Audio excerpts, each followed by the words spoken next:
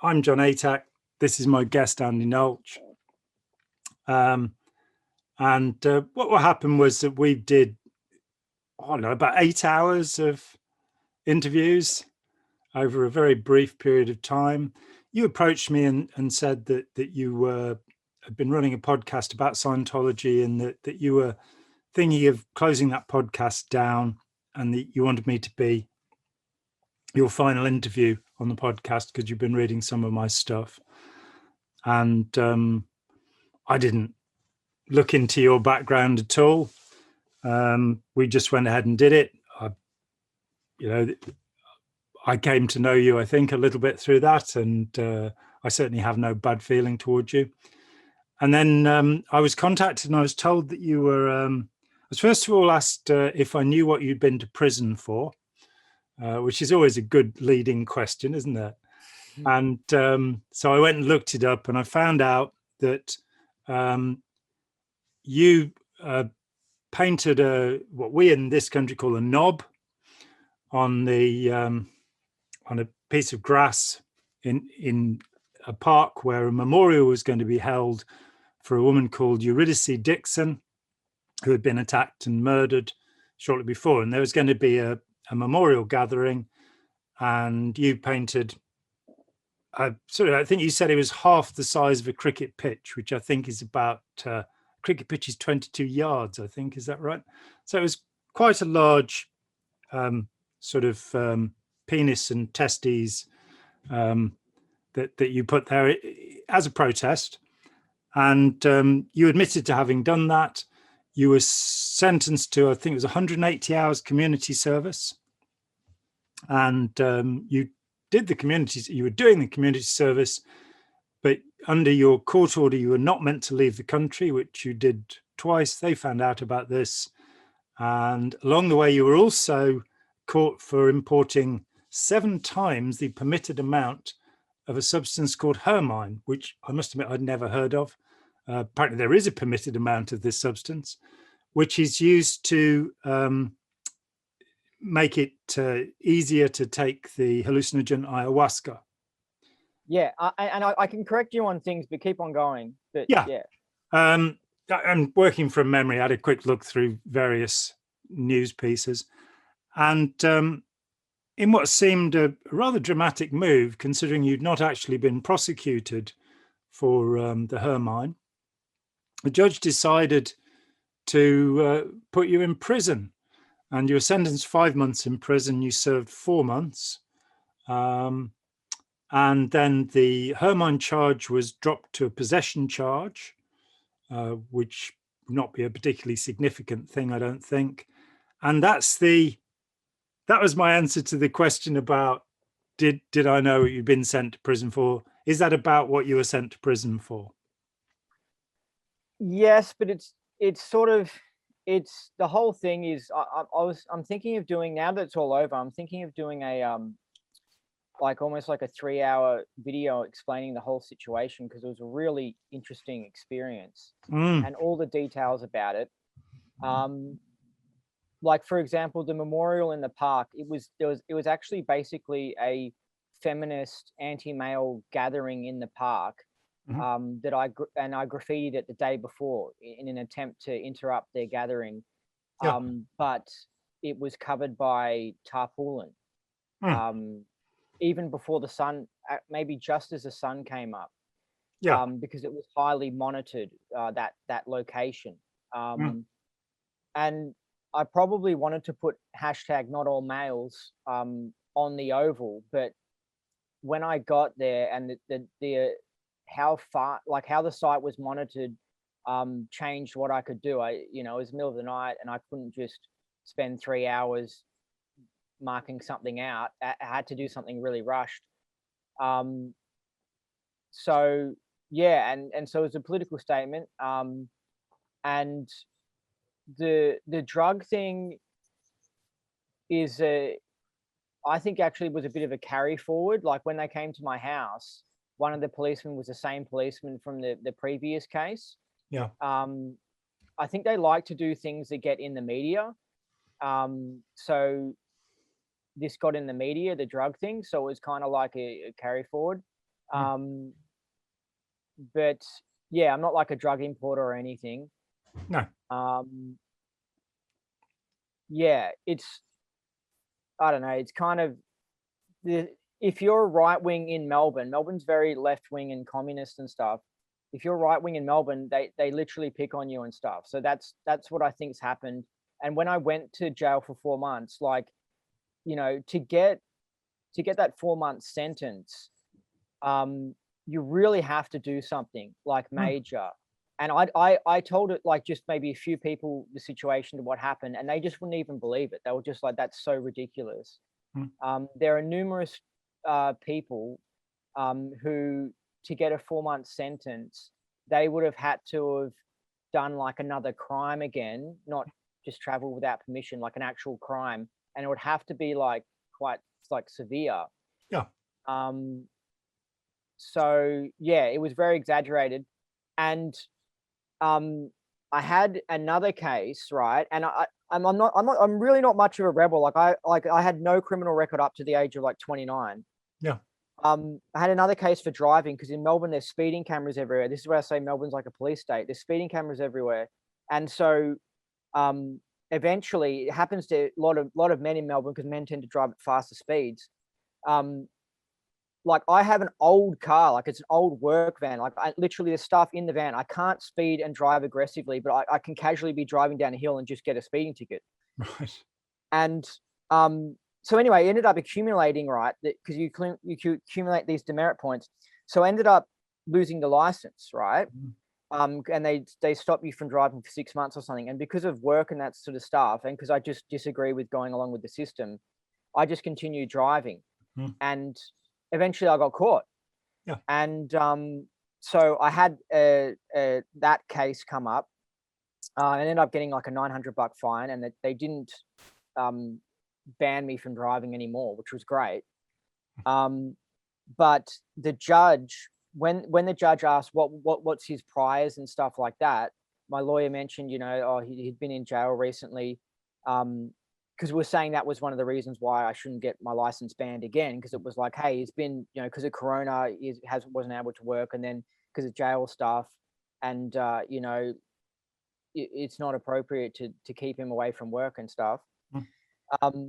So then we said to the judge, you know, we mentioned the situation about the traveling without permission and the 5 month sentence and stuff, and the judge was just like, no, what are you talking about? Like, the judge couldn't even comprehend it, because the judge knows the system and deals with criminals day in, day out, and knows that what I did with the traveling wouldn't merit jail time.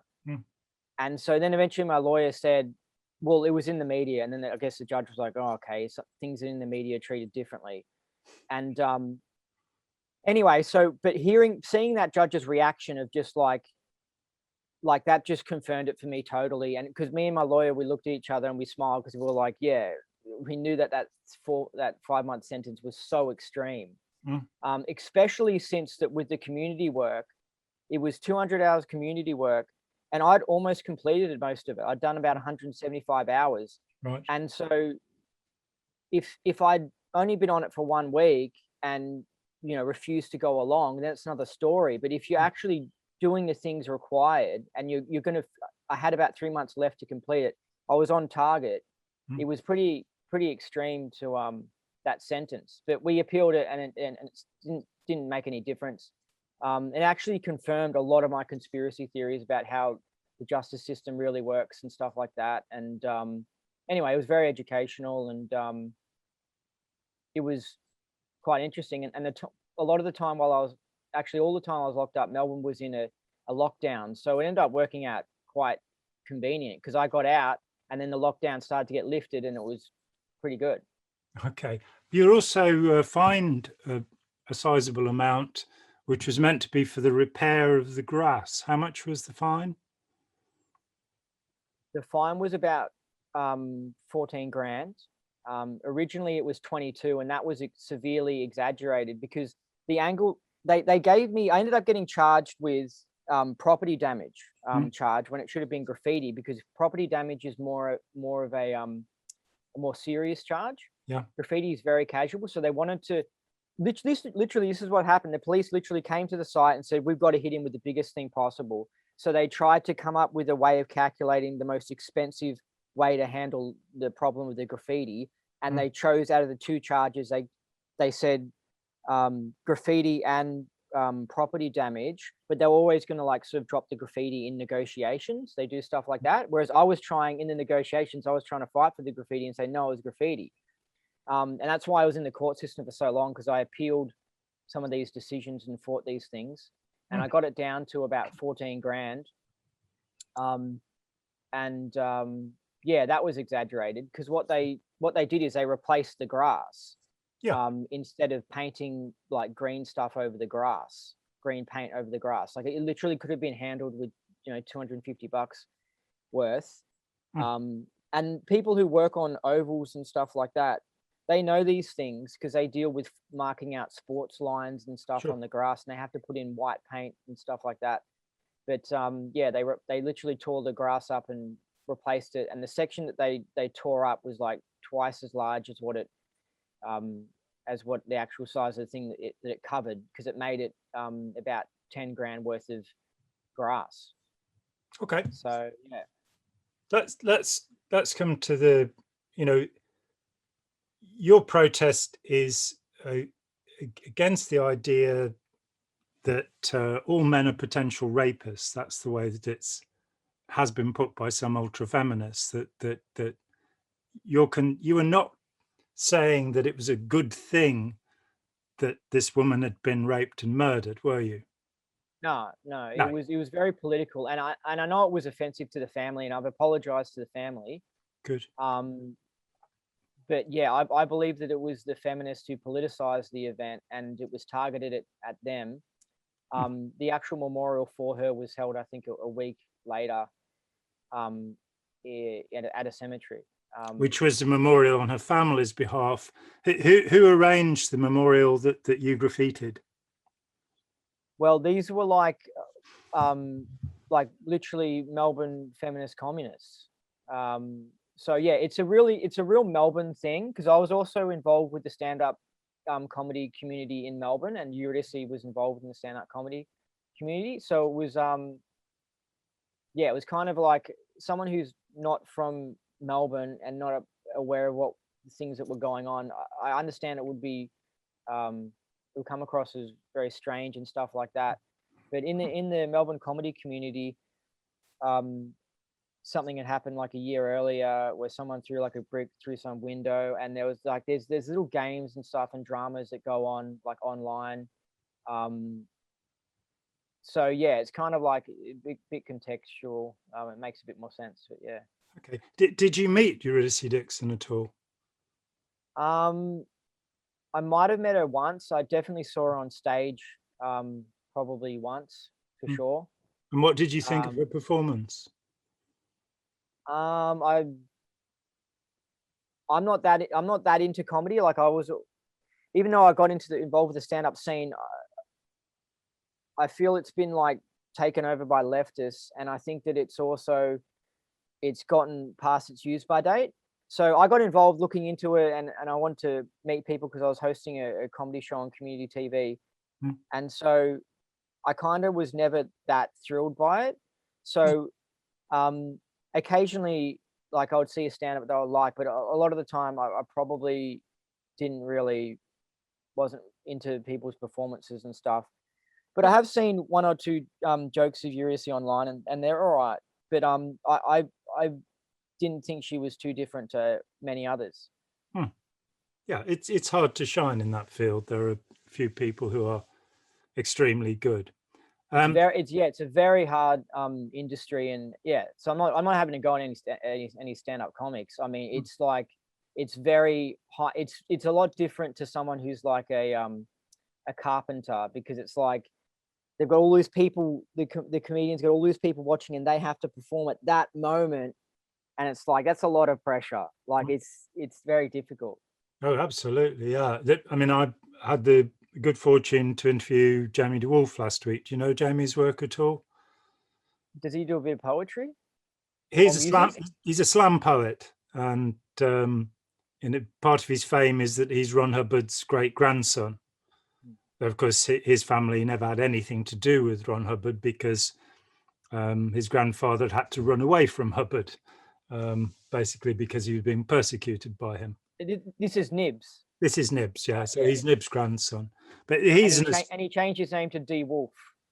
Yeah, Ron DeWolf, and Jamie, I think, grew up as Jamie Kennedy, but adopted the name DeWolf, and has been outspoken against Scientology and is a remarkable performer. He came up to Toronto in 2015 and gave 4 performances there. I bring his name forward because he shows just how good you have to be successful in that field. And Jamie is remarkably, he's remarkably powerful on stage. Exactly what you say, that of all the jobs you can do, it's one of the hardest. No doubt. And they have to live like out of a suitcase when they're traveling around, and it's high pressure industry. Okay, so the next 2 things that were said about you by my correspondent, who's a good friend of mine, by the way, was that you were a neo-Nazi and a misogynist. Now, let's start with neo-Nazi first. A Nazi is somebody who is anti-democratic. Are you against the idea of people voting for their representatives? Are you? All right, that's a good question. I'm pro Switzerland's version of democracy, which I believe they actually get to have a say in things. I think that the democracies we live in are fake democracies, and we actually don't really have a say. And I believe that most things are rigged and stuff, and that we're heavily manipulated by the media. And so when politicians are like, yes, go Australia or England, we're pro-democracy, I think it's like kind of rubbish, really. I don't agree with that. Yeah, I tend to agree with you that the Swiss system is a better system than elsewhere, but I wouldn't describe it as a right-wing system. It's a democratic system. It's the idea, by having the cantons of Switzerland, as a federation, that and having referenda, in fact, it could actually be called quite left-wing because it's asking the people to contribute politically. I'd also say that my view of most of the countries, including my own and the US, that call themselves democracies, is that they are to some extent plutocracies, that people who have a lot of money are able to lobby and get their projects done. Whereas, I'm neither left nor right wing. I believe that we need a better form of democracy. But I think it does seem a little unfair calling you a neo-Nazi, as certainly nothing from our conversations together leads me to the. Do you think Hitler was a great man? You know what I mean? Are you a big fan of Hitler? Well, look, here's the thing. There is some truth to this statement, though, because what happened is that online I have mentioned, right, because as the years have gone on, I've been studying things more and more and more, and I found out that since before the beginning of World War II, there's been heaps of anti-Hitler and anti-German propaganda. And so us in the West, we've just been heavily propagandized for all pro-Western stuff and anti-German stuff. Like we dropped the bombs on Japan, which I think was atrocious. I agree. We also, I think there was, we also apparently bombed the hell out of Tokyo, like really bombed the hell out of Tokyo. Yeah, you've heard that as well? Yep. Yeah, like, I mean, full on. I didn't realize how much we'd wrecked Tokyo, and some German cities just got absolutely just annihilated. And it also seems that basically seems that Britain was a lot more aggressive in the war than what we've been told. And so I made a statement saying, hey, I don't think Hitler was that bad. Basically, I said, I've looked into it. It seems like we've been getting heaps of black PR, heaps of attacking on the German side, and stuff that we've done has been covered up. Like we had, in like Australia, Japan people had to go into like a concentration camp and stuff. As they did in America. Yeah, and so anyway, so that's where that comes from. And also because I've said some right-wing things, Nazi gets used as like a slur sometimes to attack right-wingers in like an offhand sort of way. Yeah, to make the clear distinction, the Nazis believed that they should submit entirely to the will of Adolf Hitler. And in the last referendum in 1938, after the union with Austria, the Anschluss, there was a vote, and more than 90% of, and I hesitate at the use of the word German, because it's only 1871 that the country Germany came into being. And of course, the parts of Germany are quite different. Saxony, Prussia, Bavaria, you have quite different people. By this time, it also, of course, was going to include the Sudetenland, which is that part of Czechoslovakia that was mainly occupied by German speakers who wanted to be part of a German Reich, a German empire. But nonetheless, they voted, more than 90% of them, to give up the right to vote, to hand over everything to Hitler. In terms of the atrocities, I don't think there's been any cover-up. I've been reading history since I was a teenager, and I don't think there's been any cover-up of the Allied atrocities. The bombing of Dresden, the firebombing, has been represented in films. So Slaughterhouse 5, the novel written by Kurt Vonnegut Jr., who was actually in Dresden as a prisoner of war when it was bombed. It's been known about. When a memorial was put up to Bomber Harris, who led Bomber Command in this country about 20 years ago, there were massive protests in this country against memorializing a man who had ordered the bombing of civilians. So I don't think there's any need for a conspiracy. I do think that at the end of any war, there should be war crimes trials for all concerned. So another thing that was done by the British at the end of the war was that camps were set up for denazification. And the one in Germany, Wilton Park, was the one in the UK where debate was used to try and get people out of their fascistic views. But in Germany, torture was used by the British military. So that doesn't really make Hitler a good person. The fact that a war that was most definitely started by the invasion of Poland, which happened, of course, from one end by the Germans and the other end by the Soviet Union, doesn't. Yeah, there was like two sides to it. Like the communists were invading Poland and stuff like that. But I just feel like we don't get the full sort of story of all the things that were going on. It's kind of like a boyfriend and girlfriend have a breakup, and then one of them rushes off and is really upset with the other one, and they tell their friend the whole one side of it. And then we sort of get this idea of like the other guy being like a real big monster. And like there's more to the story and stuff. And I just think it's a bit one-sided, that's all. It certainly, in the way it's taught in school, it's oversimplified, but there are texts. It's very available. For example, The Wages of Guilt is a book that talks about, and that again has been around for 20 years, that talks about the damage on both sides. And some of the more interesting statistics are to do with the treatment of prisoners of war, that less than 1% of prisoners of war held in Britain died while they were being held. Something like 50% of prisoners of war who were held by the Japanese died. So the treatment, and that's the treatment of civilians as well. So certainly in terms of, the behavior, and again with the Germans, do you deny the Holocaust? Do you accept the Holocaust? I think the Holocaust was severely exaggerated as an excuse to set up Israel as a country.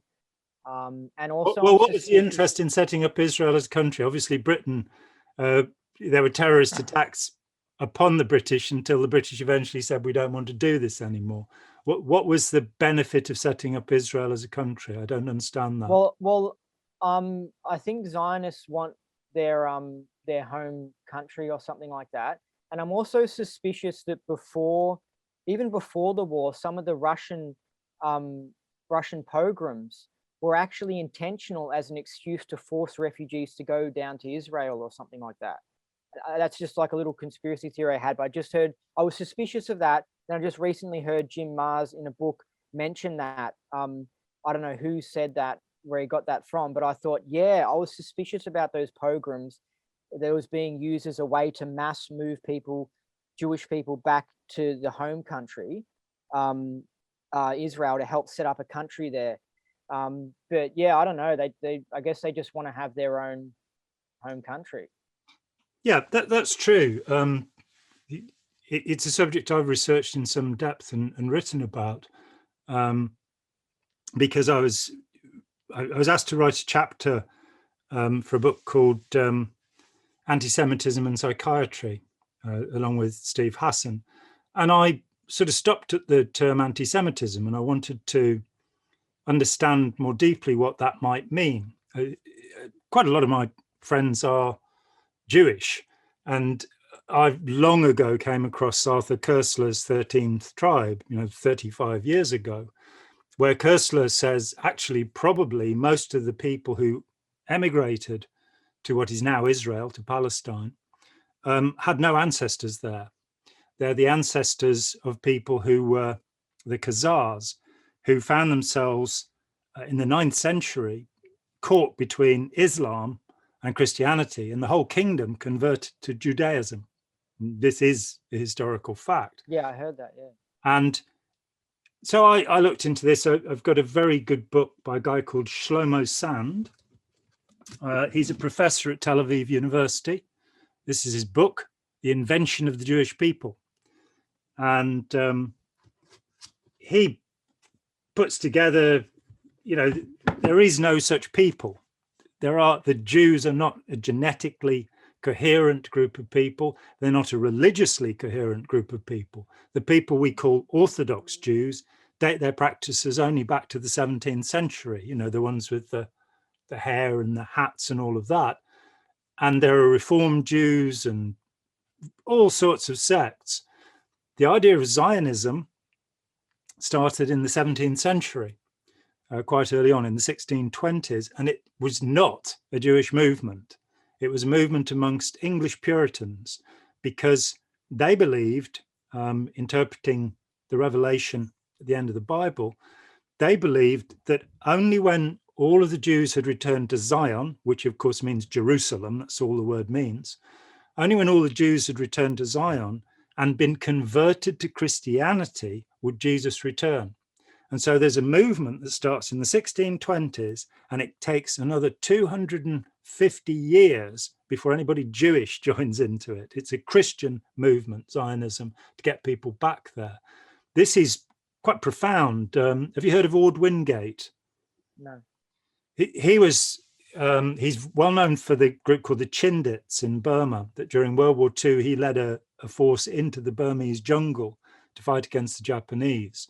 And what he did before that, which I only found out in the last year, there are lots of streets apparently in Israel called Wingate Street, named after this man, because in the 1930s, he was sent in by the British government to do something about the Jewish question in Palestine. Of course, at this time, Palestine has been severed from the Ottoman Empire in 1918. Promises were made to the Arabs by Lawrence of Arabia, T.E. Lawrence, that they would have sovereignty.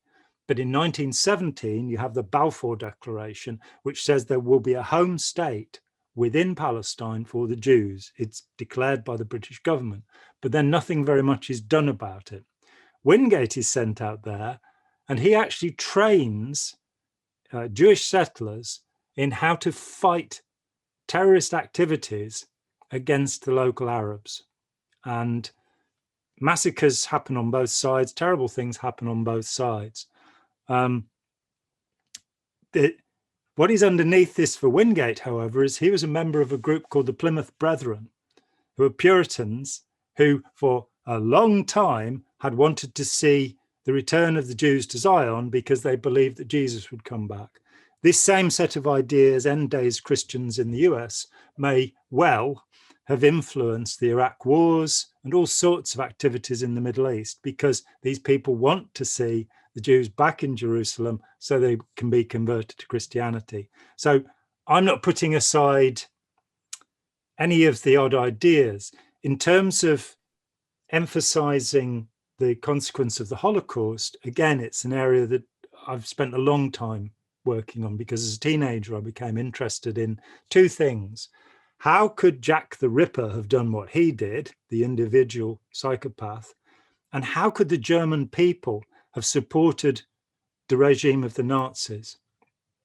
And I have no doubt that the Nazis committed dreadful atrocities against people, that the Gestapo and the SS, and before them the SA, the brown shirts, were thugs who beat people, who tortured people, and did dreadful things, looking at, say, the Warsaw Ghetto and what happened there, and looking into the concentration camps. My father was at the liberation of Belsen, and there is film of that called A Painful Reminder, which, an argument is put forward that the Jews, because all supply lines were cut to Germany, everybody was starving, and what we're seeing in these films is just, starved Jews because they didn't get to eat anything either.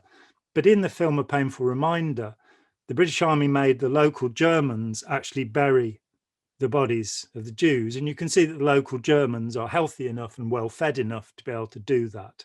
So I don't think there was a need for exaggeration. Millions of Jews, also, of course, almost 200,000 Romanis, blacks, communists, homosexuals, were all marked down by the Nazis and put through a program of murder. Having looked at the Nuremberg transcripts, where, for example, Rudolf Höss, who was the first camp commandant at Auschwitz, he, on the witness stand, was asked, so you executed 1.25 million Jews at Auschwitz? And his response is, yes, I executed and exterminated 1.25 million Jews. His second in command testified to support that. So I think it's just... I know, but there's I really don't trust a lot of things. Like, I know that people can be coerced into things, especially when you're locked up and you potentially are facing death or something like that. Well, but many of the witnesses were very defiant. You can actually listen to the recordings if you want to get into the German, but there are translations. The recordings all exist and transcripts exist. So often what's happened is you get somebody like Fred Leuchter who comes along and publishes the Leuchter report. And he says, well, I went to Auschwitz and I scraped the bricks in the gas chamber and there was no cyanide in them, no Zyklon B. Therefore, this didn't happen. Well, firstly, he's not qualified to do it in any way. He had no scientific training. He spent his life trying to design an electric chair to execute prisoners. That was his obsession. Secondly, the Russians, when they got to Auschwitz, leveled it to the ground. So what he tested was a rebuilt Auschwitz. So there's a terrible problem in not going to the original sources. If you want to know about what happened, you have to look to the Nuremberg transcripts. Of course, people can be coerced, but there are hundreds of thousands of witnesses, including SS guards, including Sonnenkommando, who were Poles, and of course, including survivors. So looking to, say, Viktor Frankl's account. Do you know about Viktor Frankl? No. Frankl was a psychiatrist and Jew. He was in Dachau and in Auschwitz. And he wrote a wonderful book called Man's Search for Meaning.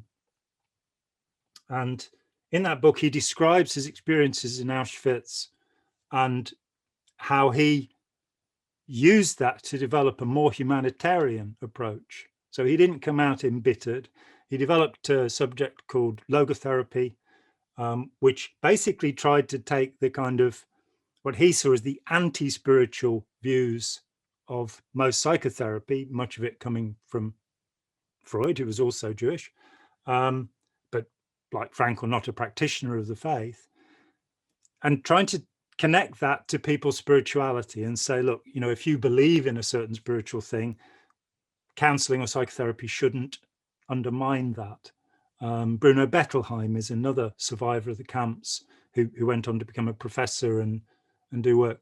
there are too many survivors. There are too many witnesses to Oh, but that's part of, I know, but also that's part of the whole argument. There are too many survivors, because they say that's like, I think they heavily exaggerate the numbers of Jews that passed away, but then you look into it and you find out that in Los Angeles and Melbourne and stuff like that, there's just heaps of people who survived it.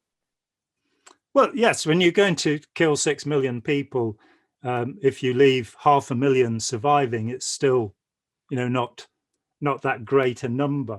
I mean, this is a subject I only want to skirt around this because before showing the interviews that we gave, I want people to have a clear picture of what you believe, and to some extent, I'm going to offer you some ideas that are in conflict with the ideas you have.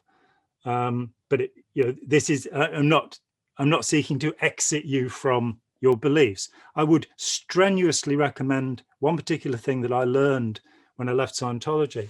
When I left Scientology, I found that I'd been given one-sided sources. I'd been in an echo chamber. So, for example, we were fed, I don't know if it's still current, but Adele Davis's books on nutrition. Are they still recommended? Well, yeah, I remember hearing them when I was involved, and yeah. And so we were, let's eat right to keep fit and all of this kind of stuff. And the purification rundown definitely comes out of this, the idea that rather than the scientific idea, which is that vitamins are things that prevent deficiency syndromes for those vitamins, and we talked about this a little in our conversations, that by taking huge amounts of vitamins, tens, hundreds of times more than you need to stop getting the deficiency syndrome, there'll be some benefit. And we talked about vitamin B1 quite possibly causing hallucinations, which is why people think they're re-experiencing LSD trips. And as you said, LSD is water soluble. It can't lodge in the body in any way. It's also highly unstable, LSD 25. Heat will distort it, anything will. So that Adele Davis was this vitamin guru, but what most Scientologists probably don't know is that she had her comeuppance. She was finally sued and she lost. And it was discovered that the great lists of, the bibliography of references that she put in the back of her books, she just hired people to find anything that talked about vitamins and just listed those things. She didn't read any of them. She didn't go through them. That led me to the point of going, if a perspective is put to me from one side, I must go and look at another. So what I did was I found a book by a professor of nutrition, a guy called Bender, and who's at one of the London universities, and read what he had to say about nutrition. And it was in complete conflict with what Adele Davis had made up, basically. I think what we talked about was the excretion of vitamin C, that if you take huge doses of vitamin C, you'll pee it out, basically. And then if you stop taking vitamin C, you might get scurvy because your body's got used to getting rid of it. So what I'd say is that there's a tremendous danger of being caught in an echo chamber. And it's always good to look at not the two extremes of an argument, but what is the mainstream view. And so with the Holocaust, I would absolutely and deeply recommend this book, Denying History, by Michael Shermer, who's the head of the Skeptics Society and a professional historian, and Alex Grothman. They take on every one of the arguments that is put forward by Holocaust deniers. Is there other topics as well they cover? No, it is simply the Holocaust. Oh. The first part of it is exceptional and difficult because it's about what history is and whether history can be trusted, and separating out conspiracy theory from history, because we live in a postmodern world where anybody's opinion is as good as anybody else's, which makes no sense to me at all. My ideas about relativity are certainly not as deeply thought through as Einstein's. Truth is not a democracy. It's not how many people believe something that makes it true. It's whether it is true or not.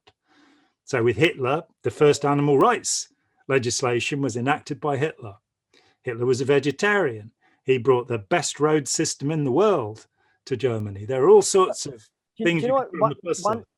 one thing I find interesting about Hitler is looking into his life is that comparing him to Hubbard, because when we hear about some of the irrational things and crazy things Hubbard did, you can say, oh, well, he was, he was leading a church, he had all that stress and that sort of situation. Yeah. But then with Hitler, it doesn't seem like he had the outrageous like craziness. I know that there's that stereotype ranting in the bunker situation, but I don't think he was known for constantly ranting and some of the crazy stuff. So it's kind of interesting sometimes to compare Hubbard's behavior with Hitler's and seeing like, wow, Hitler's was a lot more normal than Hubbard's. Like Hubbard's was like really weird and real strange. Also, when I was involved with the church, one thing when I left that was really interesting was that I hadn't fact checked anything to do with the Narconon program, and I remember hearing information on the internet about Narconon being not effective and stuff like that, and I remember thinking, oh, this is kind of embarrassing. I just assumed Narconon worked, like because when I think the church had some line that it's 90% effective or just something like that, and it's literally just made up. But I think that when you're involved with these things, you just don't question those sort of things. You just don't think no one would just make that up. But it's just like, yeah, in life, people just make things up, Yeah, absolutely. I mean, I'm doing a lot of research on Nexium at the moment, and it's really quite shocking to look at Keith Raniere and the pyramid scheme that he created before the executive success program and Nexium, called consumer byline, BUY, byline, which was a pyramid scheme, and it was exposed all over the place. Then he managed to just walk away from that and start this executive training program. What was he selling in this pyramid scheme? The idea was that by coming together as a consortium, a group of people, you could buy goods more cheaply and share them. So it mimics the cooperative society that is very successful and was started in the 19th century in Britain and still exists. We've got one in the village where I am, where basically everybody is a shareholder of the group, and it buys stuff, and you get discount. Bulk discounts. How did it succeed or something like that, or what happened? No, it was consumer byline. He walked away with the money, and it proved to have been a Ponzi scheme whereby they stopped paying people what they were meant to be getting, and but he managed to get away with it. I mean, it's curious that financial fraud seems to be the beginning of many religious careers. Joseph Smith, the founder of the Mormons, was actually convicted for a financial fraud before he saw the gold tablets that only he ever saw, from which the Book of Mormon was dictated by the angel Moroni. Ron Hubbard, of course, was busted for check fraud in 1948, which is why they had his fingerprints in San Luis Obispo and were able to check that it was him when he died, because that's where he was busted. So progressing from a con man to the founder of a religion, it isn't that unusual. So the point that I want to make is I've been criticized for interviewing you, and I just want to make a couple of things clear. The first is I'll talk to anyone, whatever, the fact that you have reservations about Hitler, that you disagree with me about that, you disagree with me about the Holocaust, means it's more important that we talk. And the reason that I've come to this conversation is because I felt I think we recorded about 8 hours together, but I think in that time, I came to the perspective that you have an inquiring mind and you are willing to question things, that your opinions are not fixed, that you're not bigoted, you're not dogmatic, and that you are inquiring. And yeah, I switch amongst things. I mean, even my decision to, well, what I want to do with Scientology, it's still not fixed. A part of me still is just sort of interested in one day trying the tech, but I'm definitely not going to pay $300 now or rush up the bridge or anything like that. So yeah, I kind of switch around a lot. Well, let me make the point to you that Scientology could in fact be damaging. And I know, yeah. let me give you a powerful example of that. So it might be playing with fire, even if you're not having to pay $300 an hour, even if you do it at home.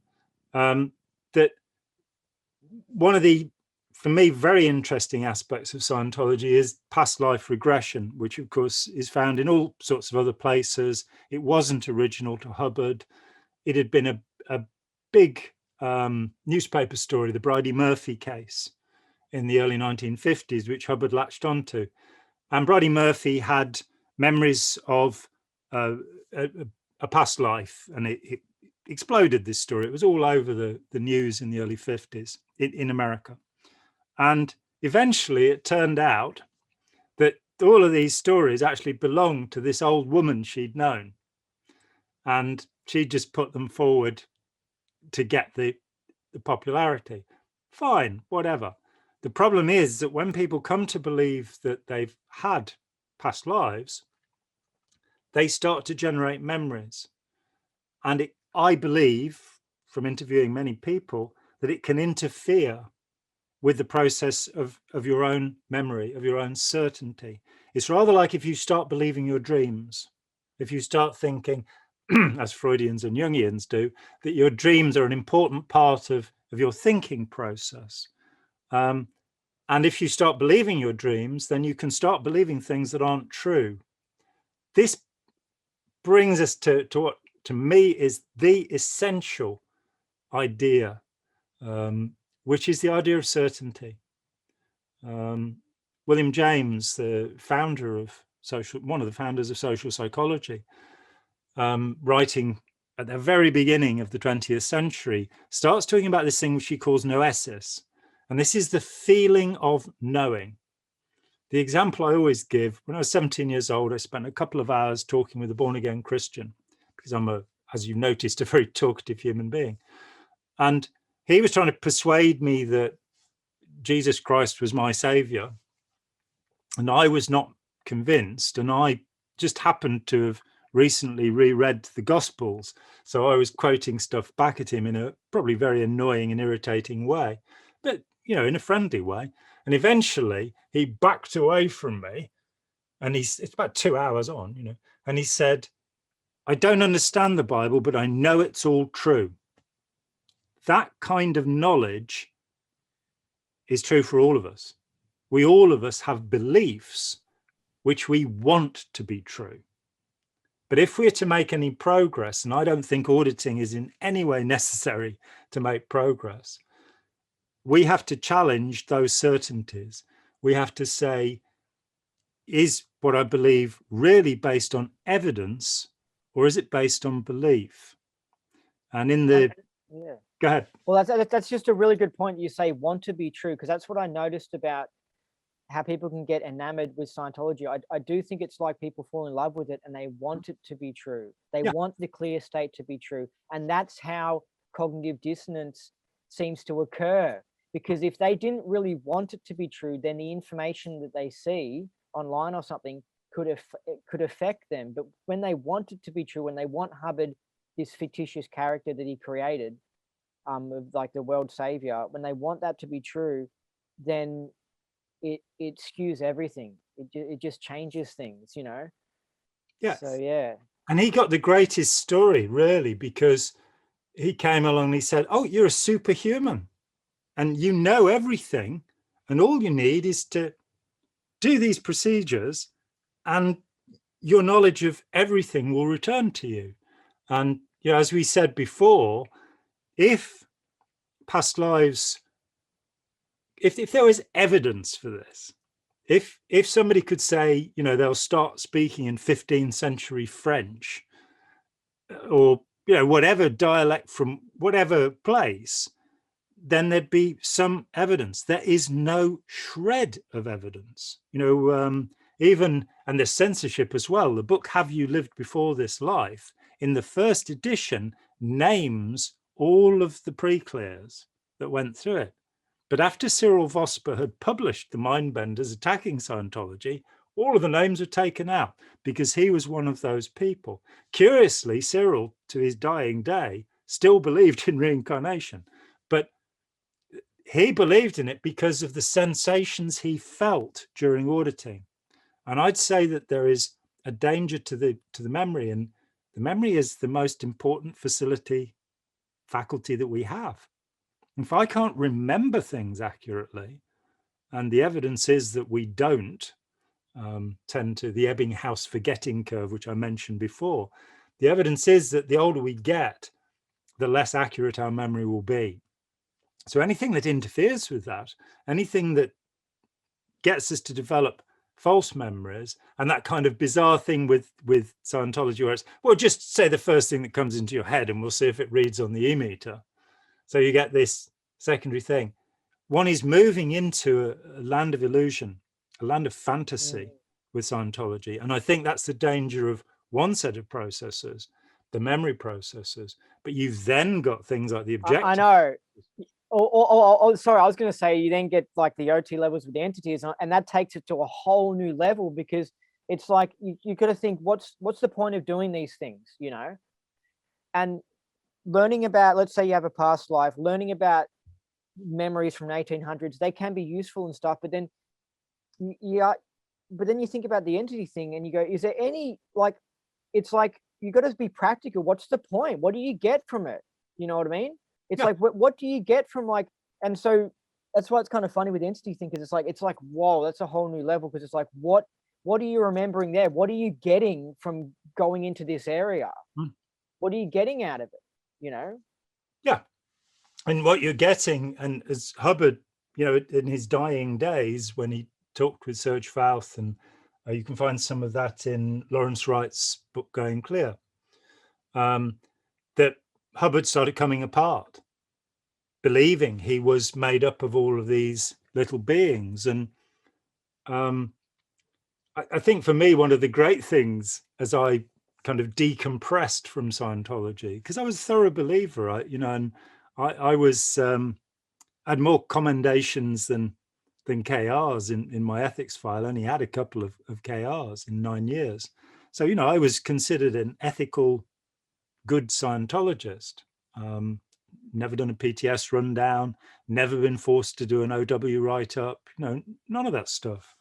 I believed. But one of the things I found very difficult was this sense of having been split into body, mind, Thetan, and the rejection of the mind, the rejection of the brain, the rejection of the body. And what I came to believe was that in this moment, I am a unity of those things. It may or may not be when this physical self dies that something persists. I personally don't care. I'm old enough that it's of no concern to me whatsoever. But in this moment, I am a unity. And what tends to happen, and it's bound to make people anxious, is that they believe they're divided into these entities and this mind that's doing this one thing, this reactive mind, this analytical mind, all of these forces, which are a fantasy and which will inhibit one's proper prediction of the future, which is what the mind is actually for, what's going to happen next and what should I do about it, and also throw people back into the past. We talked a little bit about debriefs and the evidence that came up in the 1990s that probably focusing on trauma all the time does nothing to remove it. The incident will always get more solid. It won't actually be relieved. The essential thing for me with Scientology, though, is the cognition plus very good indicators. Nearly every auditing session is meant to end with these two things. My suspicion is of the very good indicators, the floating needle state, because that state is a state of euphoria. It's a state where one's intelligence is minimized because of one's flood of serotonin, you know, one's sense of happiness. And it is a state that is very easily arrived at through other forms of hypnosis. I mean, I kept going on about the paper I wrote called Never Believe a Hypnotist, which I think anybody who's been in Scientology should read, because it's just a bunch of quotations from Ron Hubbard, which when you put them together are in conflict. They show that this man was seeking to make slaves, and that Scientology has proved to be a very effective way of doing that. You know, when you look at the conditions in the Sea Organization, when you look at the way, well, the suicide rate in Scientology, which is unusually high, and the devotion that people give, and you say, well, what's the evidence for what you're doing? You know, show me a psychic feat, show me anything. You were dismissive of James Randi when we spoke, but you didn't actually give me any evidence at all, other than your feeling that he wasn't right. You know, there was something wrong about him. Having looked at a great deal of his work, he's not somebody that I would take to. He's not somebody I would, or would have, he's now dead, not somebody I would have befriended, I don't think. He's not my type of person, but I cannot fault his methodology.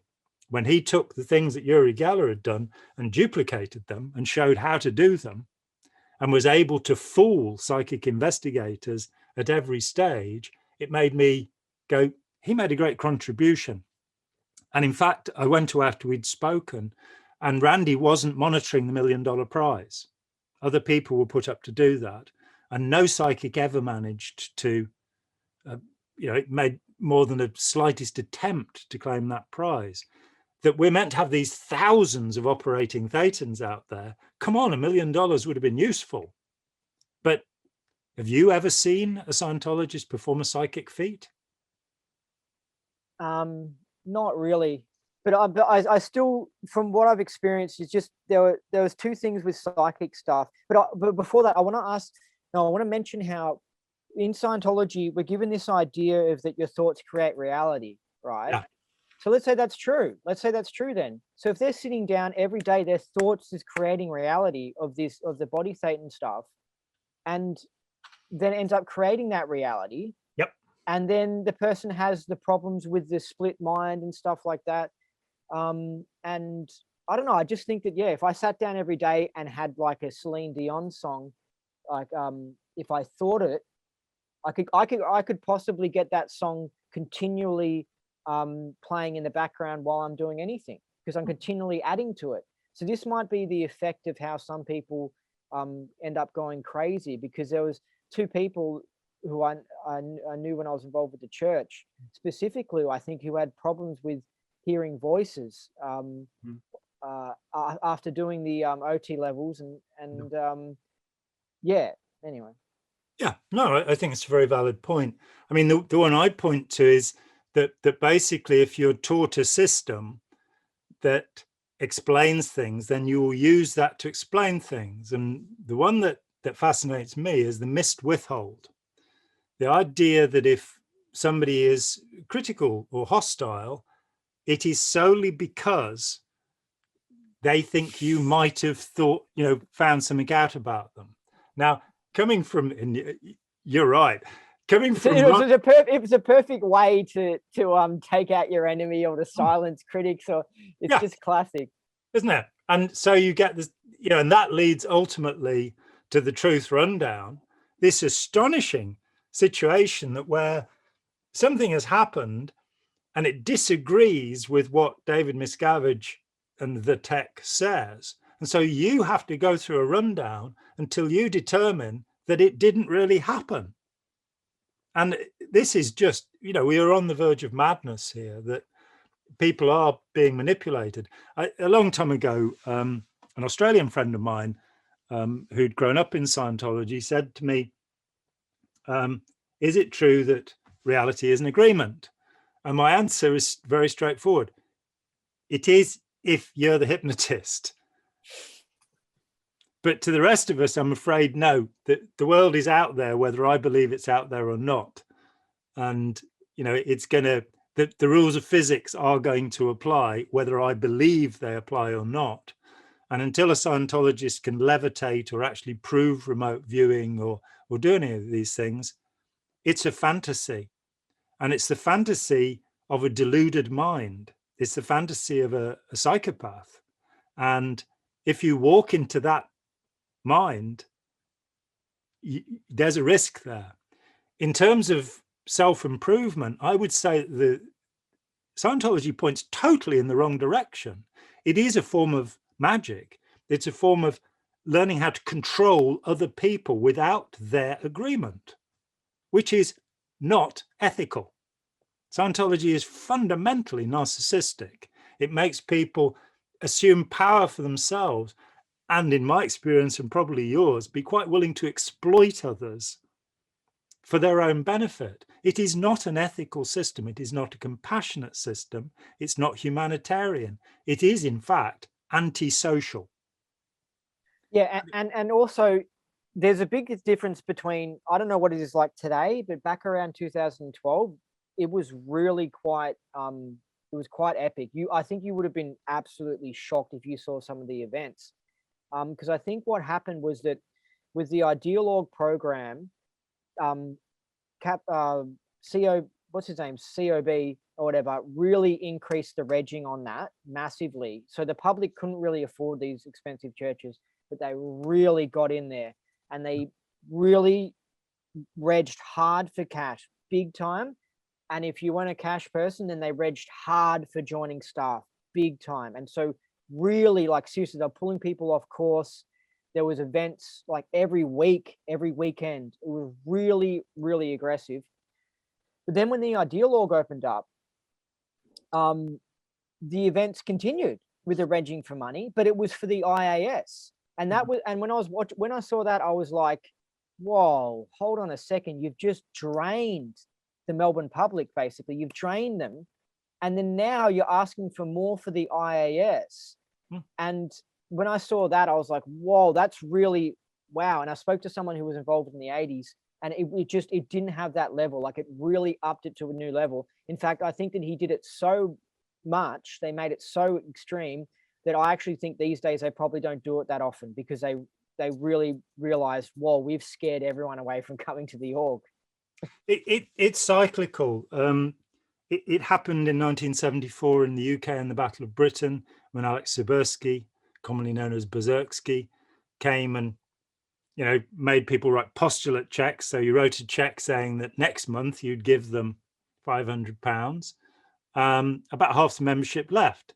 So when I arrived 5-6 months later, we were back into a mellow period. Then it will build up again, and it will happen. Yeah. So yeah, it's when there's enough people there to actually get money, because it got to a point where, like, there just wasn't people around. So I'm assuming they just couldn't continue the level of events and regging, because you just couldn't do it, because it would fail too much. So then they'll have to wait until people come back around, and then a similar thing will happen again. And they've been the reggers have been radicalized, and they think what they're doing is right. Yeah. But they're just missing information. If they were given the full information, I'm sure that they wouldn't be as keen with the regging. Well, you also have this thing that registrars or salespeople in Scientology are paid a 2% commission. Oh, yeah. So it used to be, I remember down at St. Hill, that the only staff members who had cars were the registrars, because they were making money. And there was a certain resentment about that, quite rightly. But I talked with a guy a few years ago, and he told me that he'd borrowed £35,000, which would be somewhere around about 50,000 Australian dollars, I should think. And this was to go towards one of these new ideologues. And in return, he was guaranteed for all eternity a car parking space at this organization. This man left Scientology disillusioned. And when I talked with him and said, you could get your money back, people have got their money back, he didn't dare come up against them. And he told me that he would be working for the rest of his life, which would be another 30 years of working life, to pay off the debts that he had accumulated by being in Scientology. So, there is that desperately dangerous part to it. But there is a significant conundrum here. How could it be that a narcissistic psychopath developed a way to help people? And when we look at the individual aspects of Scientology, and it's why I, again, keep pushing never believe a hypnotist, because Hubbard explains how you control people, and then the tech does what he's explained. It is not a way of liberating people.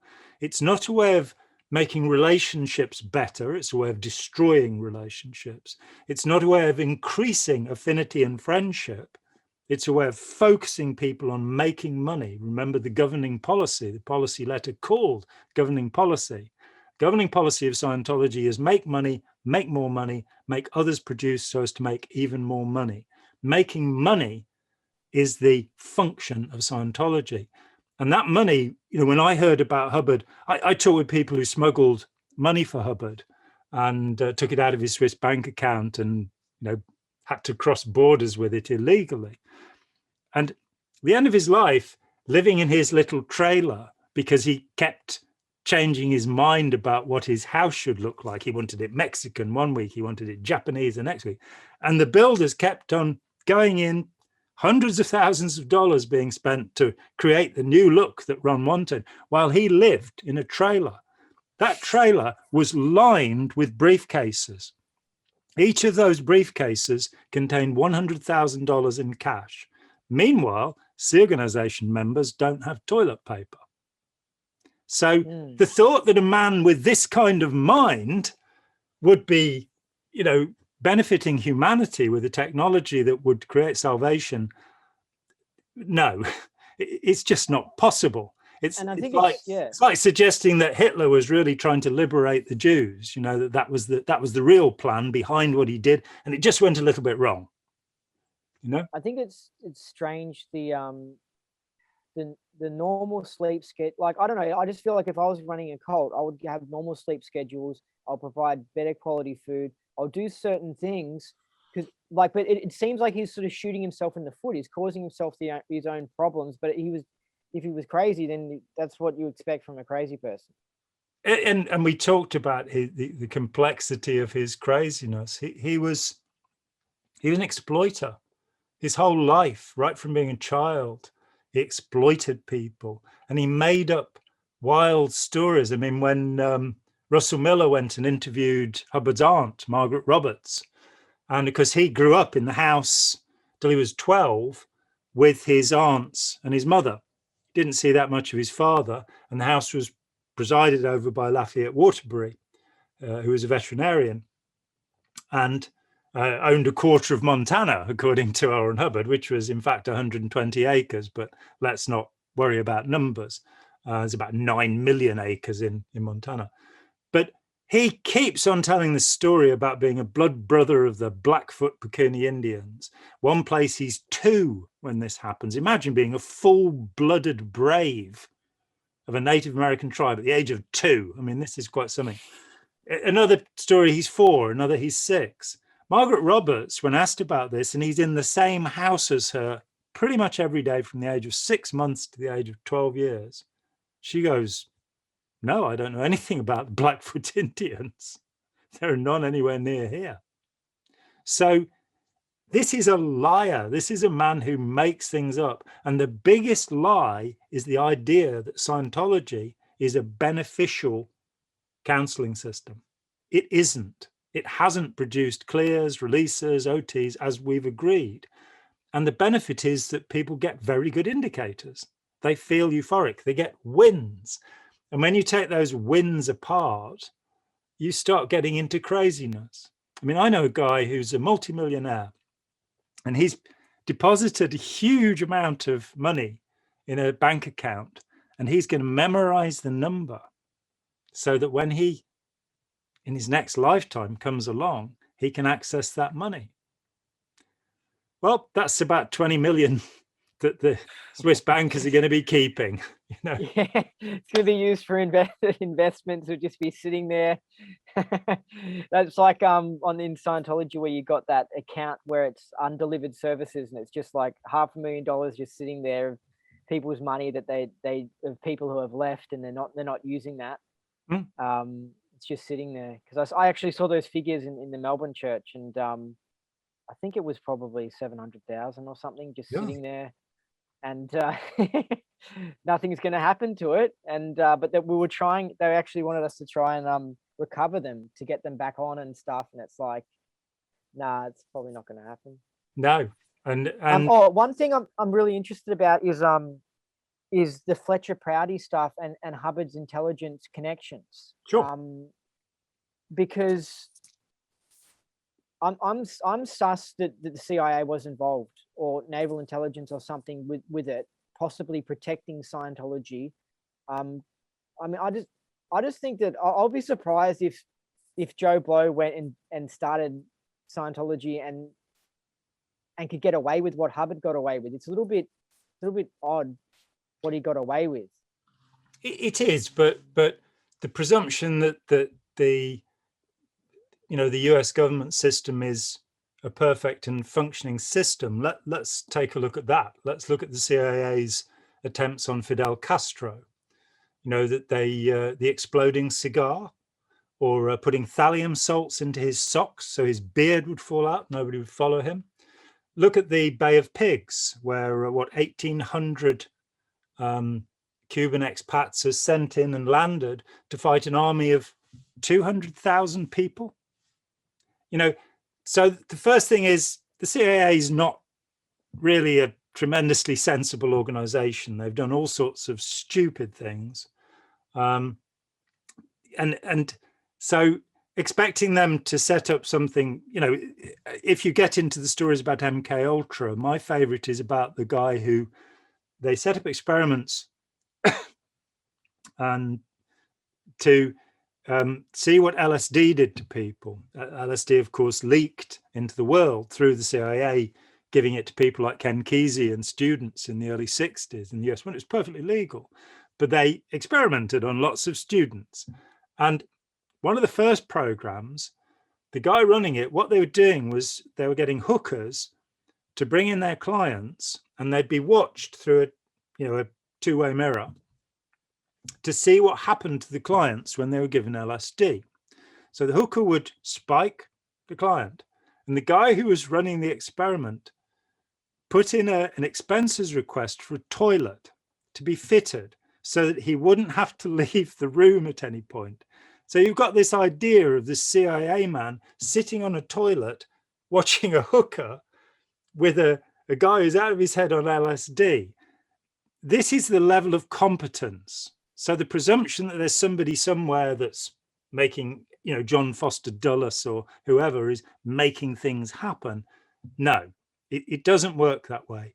In terms of the opposition to Scientology, the opposition was massive. The New Jersey Medical Association in 1951 set about closing Hubbard down. The Food and Drug Administration in the early 60s go after the e-meter in these cases, and believe me, I've read the documents. The IRS commit 1,000 agents to closing Scientology down. I was told that by an IRS agent. It was the biggest case they'd ever had. And they got very close. When you read the court transcripts and what they proved that money was going to Hubbard's accounts. So there was tremendous opposition to Scientology. There were government inquiries in Australia, of course, in Victoria, in Canada, in Zimbabwe, Rhodesia as it was then, in South Africa and in the UK. There were all sorts of attempts to close it down, and it was a non-entity. In the first year, the Dianetics was released, 150,000 copies are sold. Then the publisher withdraws it because he says Hubbard's a fraud. And he commissions a book attacking Hubbard, Doctor's Report on Dianetics by Joe Winter, who'd worked with Hubbard for several months and had come to the conclusion that Hubbard was a con man, but the Dianetics might have some value.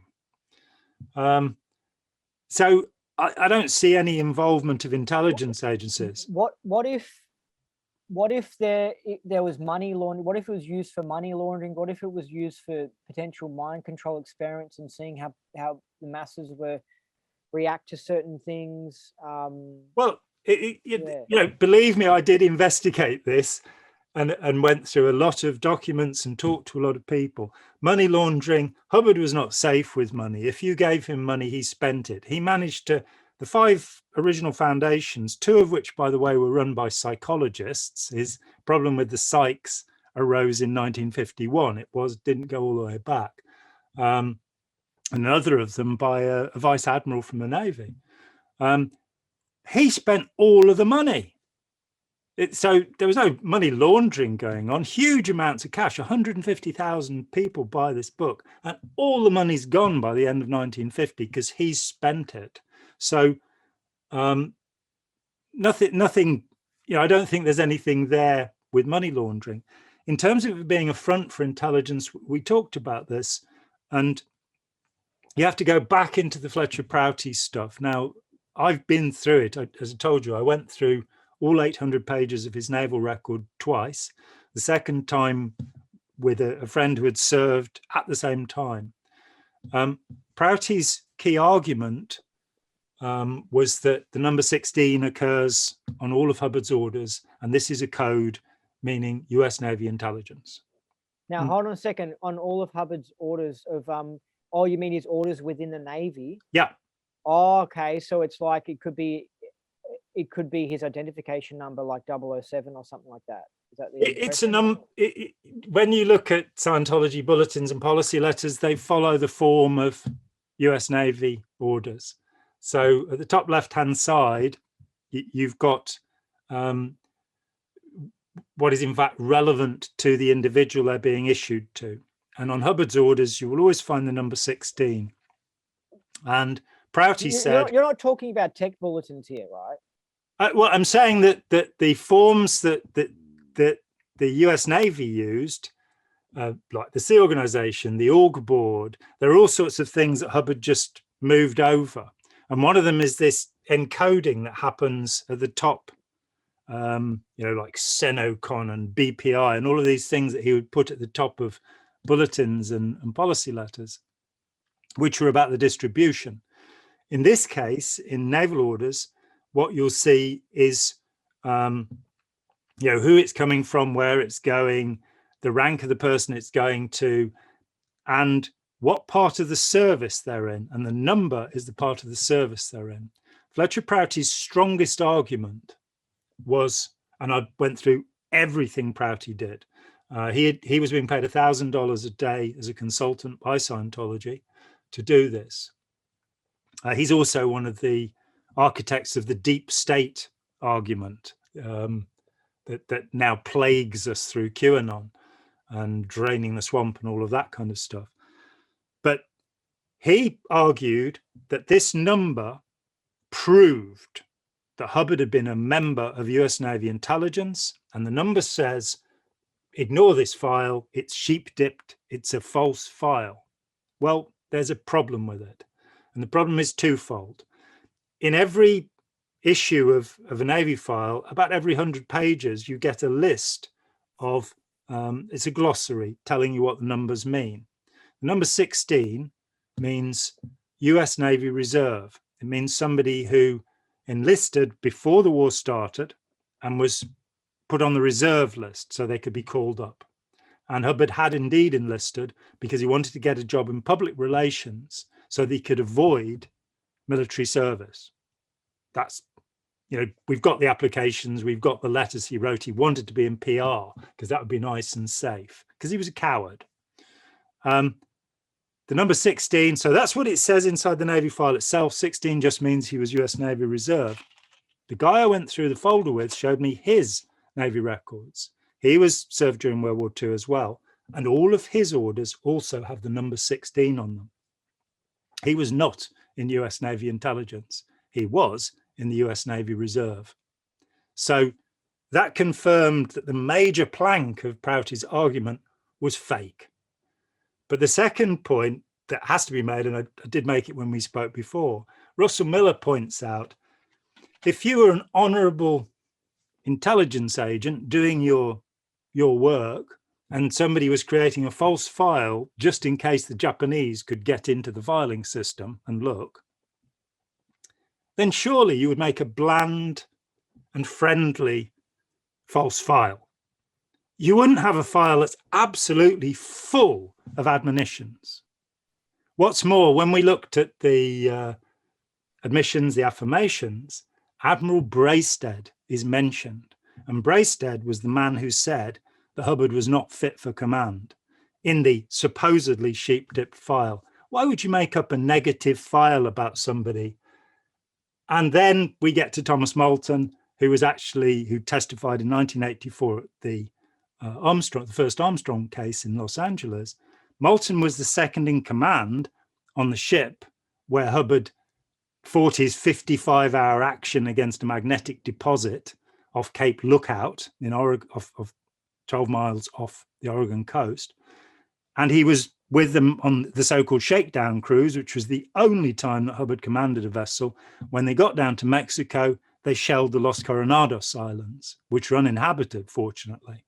But Mexico did protest that one of their properties had been shelled by an American ship. There is no doubt that that file is correct. We've got external witnesses, it's consistent, and it's a negative file. So his claim to be an intelligence officer is true. He was a member, he was an intelligence officer. He was not a member of US Navy intelligence. An intelligence officer in 1941-42 was somebody who worked on the recognition of enemy ships and planes and taught that to people, and who censored mail.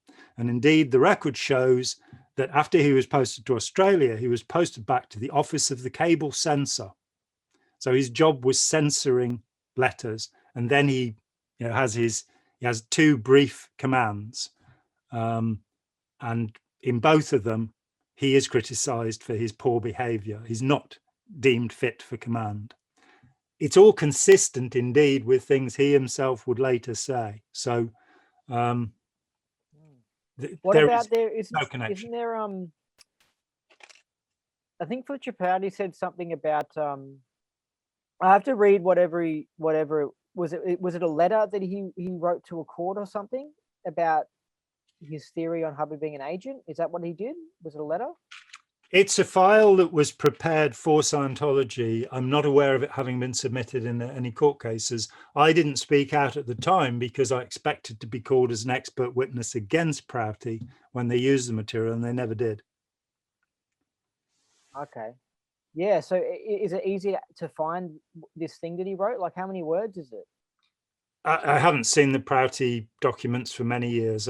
My own collection is not any more available. It will be in the UCLA archive. It will be in the University of Alberta's archive. But really, once he's made a significant mistake, like the assigning of the number 16, there's nothing to believe. And why would you make a negative file? Why would you make up these stories saying he was a dreadful officer if he wasn't actually a dreadful officer? It's stretching things too far. But wasn't there some sort of thing where he got promoted, he got recommended by someone high up in the government, and it was like, well, I think there's two things that are strange. Yeah, apparently he got recommended by someone who was high up in the government. It's like, how the hell did that happen? And then he also got promoted. Read Russell Miller. Russell Miller talks about that. Have you read Barefaced Messiah? No. You really ought to.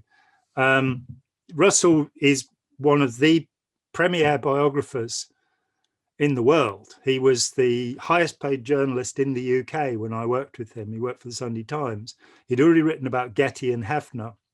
He subsequently wrote an excellent biography of Conan Doyle. So he is a top investigative journalist. And he found the senator who had written the letter of recommendation to Hubbard and recorded an interview with him. And in the interview, the senator said, "Oh, he was a friend. I just told him to write whatever he liked and I'd sign it." So there's your letter of recommendation. That was a recommendation in 1941 for him to join the Navy. And he was turned down at that time because his eyesight was too poor. Interesting. Yeah. So even before the war, he had poor eyesight. He was short-sighted from certainly from his teens, and he always wore glasses. I'm afraid. But what sometimes did he take them off in photos and stuff for PR reasons? Same way that he'd pull the cap over the lump on his head, and But what about the how did he get promoted to being a captain? Or how is he? Yeah, how is he in such a role on a ship or something? He wasn't promoted to a captain. He was a lieutenant. He was passed over for promotion, in fact. Normally, just time served would have given him a higher rank, but it was decided that he was not fit for command and they wouldn't give him a higher rank. Okay, so with this magnetic deposit thing, like how was he in such a role where he could be so influential to have a fight with a magnetic deposit? Oh, well, he was in a vessel off Cape Lookout in Oregon and claimed that they were getting soundings that showed there was a submarine below. He would later claim there were 2 submarines. And he brought in other local vessels and blimps, dirigibles, balloons, and they fired depth charges on this. So it was wouldn't this be a captain thing? Wouldn't a captain have that sort of power? Like, how did he have that sort of power? Captain is a rank. You could be a commander of a small vessel under the rank of lieutenant. And if you suspected there was a Japanese submarine there, then you could call in others. Now, there is a way of checking this, which is very simple. At the end of World War II, it was feared that both Japanese and German high-ranking officers might escape in submarines. And so the Allies actually did a complete list of all German and Japanese submarines. No Japanese submarines were sunk off the Oregon coast. There was one, and again, there's this story that said, well, of course it'd be covered up. No, it wouldn't. There was an attack by a submarine, a Japanese submarine on the California coast, which was reported in the newspapers. It wasn't this one. It wasn't at this time. So conspiracy theories, things that are tied together.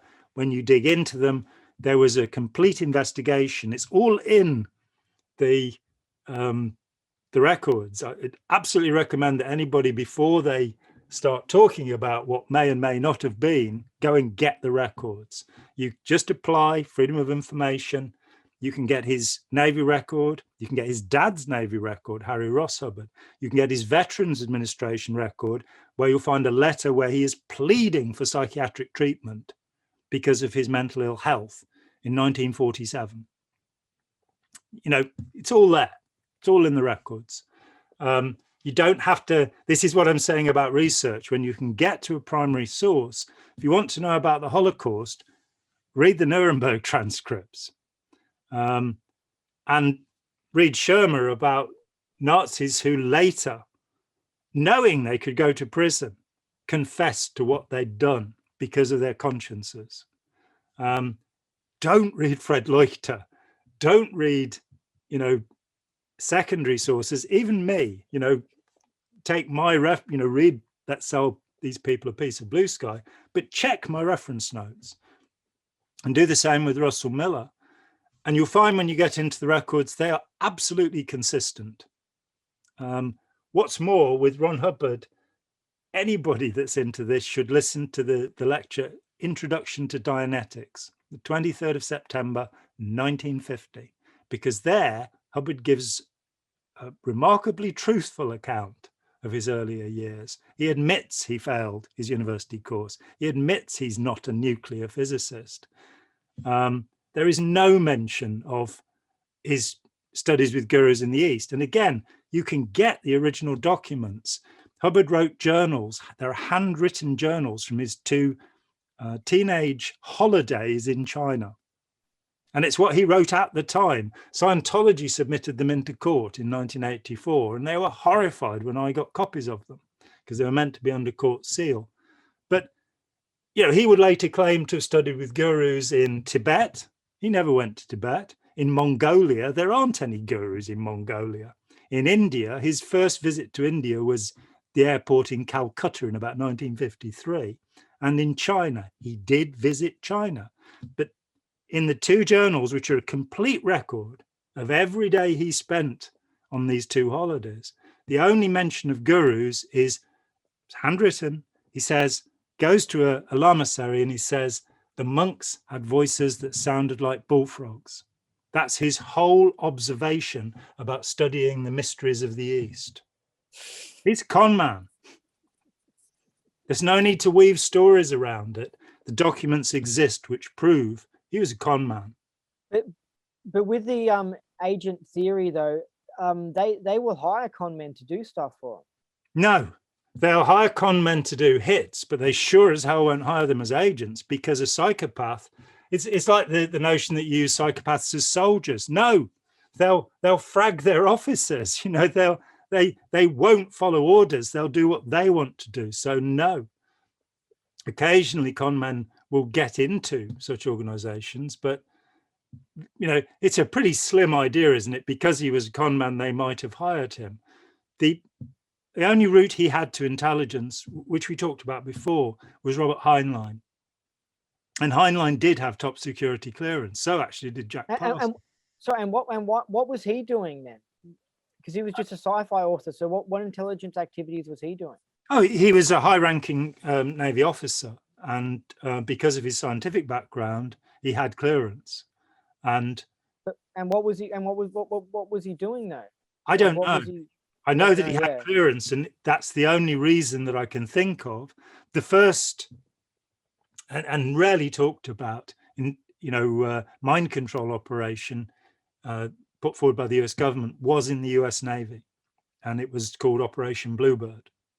And it may well be that Heinlein mentioned this to Hubbard, but Hubbard doesn't seem to know any details of it. He talks about pain drug hypnosis being used.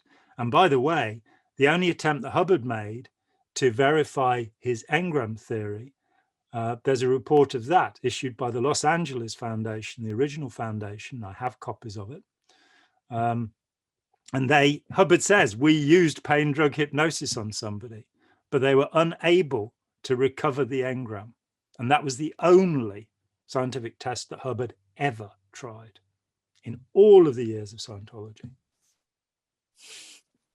Do you think Heinlein was maybe writing sci-fi that had like a pro-Navy slant or something like that, and it was a bit of pro-Navy propaganda or anything? Or I think he was just a remarkable creative man. I don't particularly like his fiction, but Stranger in a Strange Land is a very interesting book. And he was a close friend of Hubbard's. They got on well, and I think it was Caroline Letkerman had access to Heinlein's journals, where Heinlein said that Hubbard had had sex both with Heinlein's wife and with Heinlein himself. Is Heinlein known as being a closet gay or anything? Nope. I know nothing about him. Do you think it might have been a cult, a Crowley cult follower or something, some sort of sex magic or something? I know nothing to that effect, but I believe that, whoever wants to do the next lot of research, I'm done. I found enough to prove that A, Scientology doesn't work except as Hubbard wanted it to work, to enslave people, and B, that Hubbard was severely psychiatrically ill. So I personally wouldn't follow anything he'd said. And looking at his research, things like the Purification Rundown or LSD years after they've come off LSD, or the Introspection Rundown, they're pathetic. The man was no scientist. He was no psychologist. He was just out to enslave people and abuse them for his amusement. And that continues, with under David Miscavige's rule. I was listening to something about the Illuminati, or like some sort of cult, and what they did as a practice was that they would intentionally do outrageous things. So they would violate the God's commandments, like 10 commandments or whatever, and it's part of being like, I don't know, a Satanist or something. So they would engage in outrageous behavior and like sex with kids and stuff like that, because it was like a religious practice, basically, of I'm rebelling against the evil God, because they believed that the Old Testament God was evil, and it was like enforcing that. And it kind of made me think of, if Hubbard did do some of that molestation stuff we spoke about, it made me think this could be Hubbard's justification for it. It's literally like a spiritual practice for him. It's him saying, I'm being absolutely outrageous, I'm going totally against God, I'm breaking free of that, and then he does that weird act. I just thought of that. Sure. Historically, there are different paths to illumination. Patanjali in the Yoga Sutras of about 500 AD talks about 5 paths to achieving the siddhis, the magical powers. And one of those paths is mysticism, which is the path of truth, where you try to understand the world and what happens in it. Meditation can be a form of that, so that you learn how to concentrate your attention and understand things. This is commonly known as the right-hand path, the Dexter path. Then you have the magical path. The magical path, or sinister, meaning left, the sinister path, is that you develop your own power. And Hubbard would have taken this not from the Illuminati. The Illuminati is a very interesting subject all of itself. That they were basically a group who called themselves the Discordians in the early 1970s, decided to invent a conspiracy theory that nobody could possibly believe. And they found out about the Bavarian Illuminati, a group that only lasted for a few years, in fact. And they decided nobody will believe this nonsense. And now it's the essential conspiracy theory. So it's not the Illuminati, but it's Crowley, that to become powerful, you must overcome morality. You must do things that, and you will somehow obtain more and more magical power. Of course, in Aleister Crowley's case, he died as a decrepit, squalid heroin addict, so it didn't work too well for him. And as yet, nobody from his following, and he died in 47, I think. No, none of his followers has actually taken over the world, and the B666 hasn't arrived, and we all seem to be okay. But yes, that there is this idea that the magical path is developed by rebelling against everything that's moral. And that's not to be confused with, followers of, say, people like William Blake, who believe that Jehovah was evil. These are people who want to themselves become evil and want to have power. I have no doubt that Hubbard was, and we touched on this before, but that Hubbard was trying to create a following. That there's a strange scale that it was in Hubbard's private papers from the 40s, and he talks about laborers and workers being at the bottom of the scale, and the fool being at the top of the scale. Now, there is a lecture in the Philadelphia Doctorate course where he talks about the fool, and this is a card in the tarot pack, and he says the fool has an alligator barking at his heels. Well, in most packs, it's a dog. But in the Crowley pack, which is described in the Book of Thoth, it's an alligator. And Hubbard says the fool is, nothing affects the fool. Everything just goes straight through the fool. The fool is a living God. And he is putting forward the idea that the aim of Scientology is to achieve this. And then he drops the idea. It's the only mention ever of this idea that I'm aware of. So the fool, that almost makes me think a bit of Hubbard, like this outrageous sort of crazy, like, but what he appears to be a silly fool, but he's doing these cunning, shifty things or something. Yeah, or maybe he is actually a fool.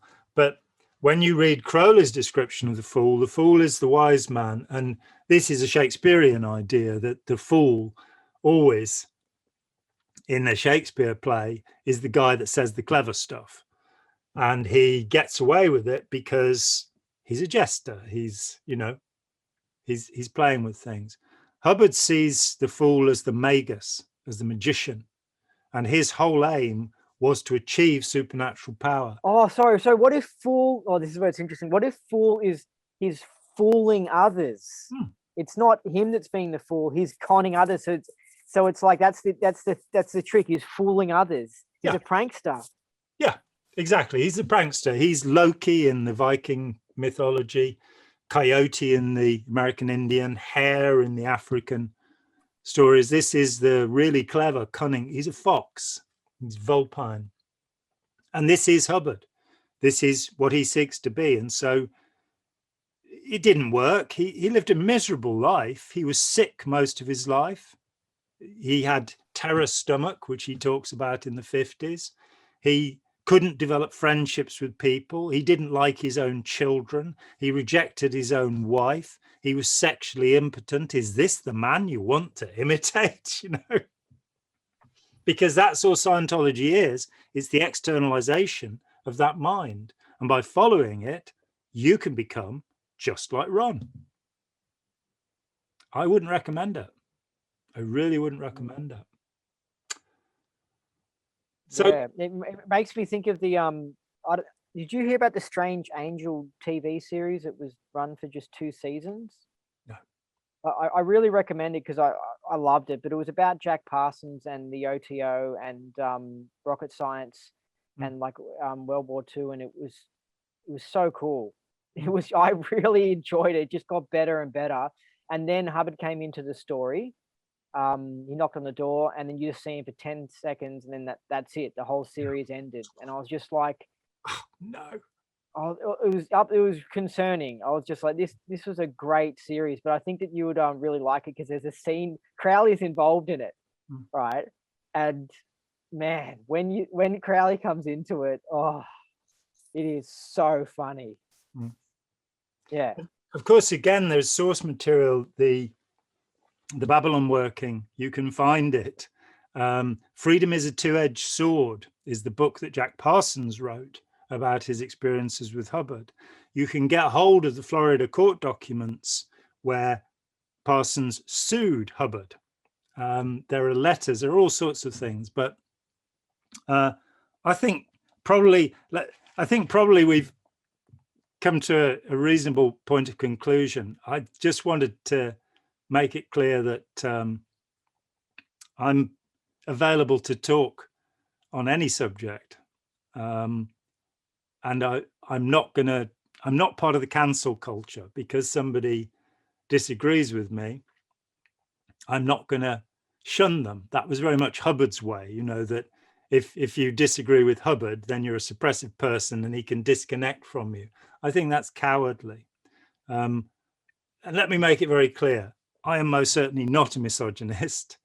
I haven't got the idea that you are. I think you're complaining that ultra-feminism may be painting a bleak picture of men. And I agree with you that that does happen, spare rib feminism.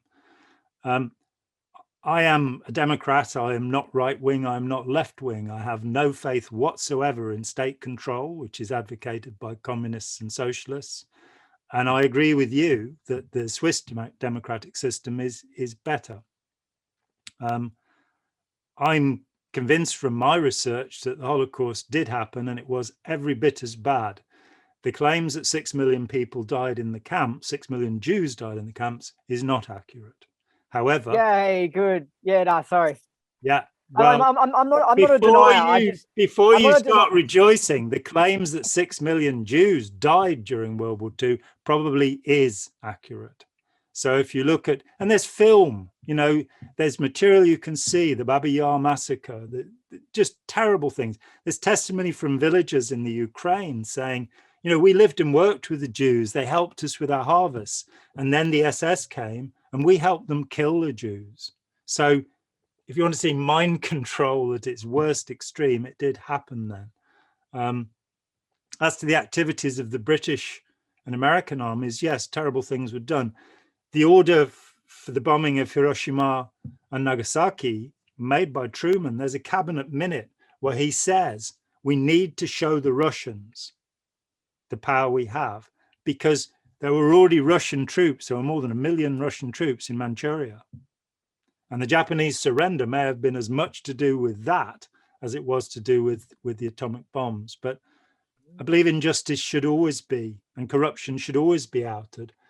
But I think it's dangerous when you lose your individuality into an echo chamber, into a group, and not looking at source materials.